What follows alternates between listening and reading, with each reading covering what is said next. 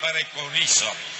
As Mandela's life teaches us, only the concerted efforts of all nations will empower humanity to respond to the enormous challenges that today threaten its very existence.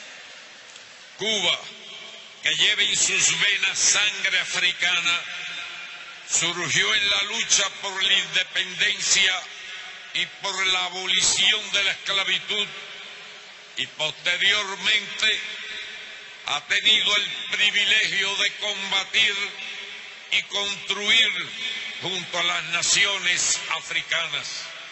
Cuba, a country born in the struggle for independence and for the abolition of slavery, and whose children have African blood in their veins, has had the privilege of fighting and building alongside the African nations.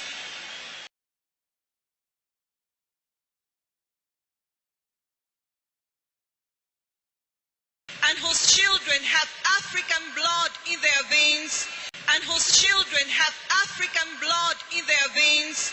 He's shaking hands with Raul Castro. A world leader last shook hands with the leader of Castro back in 2000 when it was Bill Clinton. Before that, you have to go all the way back to 1959, only the second time since 1959.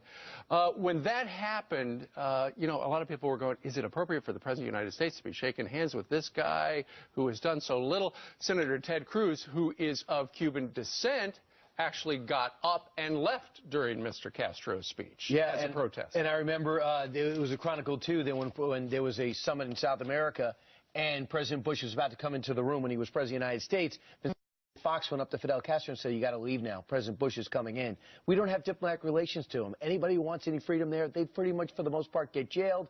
And they'll have, now they're reinvigorating their relationships with Russia. So this is truly a nation in which we have no diplomatic relations, and that's a titanic move. The President of the United States shaking hands and then going to the right cheek, left cheek, back to the right cheek with Mrs. Raul Castro, because Fidel is evidently still alive, but his brother's in power. So I think that is a huge thing. Also, it has to be intentional. You know when the seating chart in? It's been days since this thing has been done. Maybe he didn't recognize him. Maybe, who knows? We do have a soundbite or a quote from Ted Cruz, his communications director, Sean Rushton. This is what he said. For decades, Castro has wrongly imprisoned and tortured countless innocents. Just as Mandela was released after 27 years in prison, Castro should finally release his political prisoners.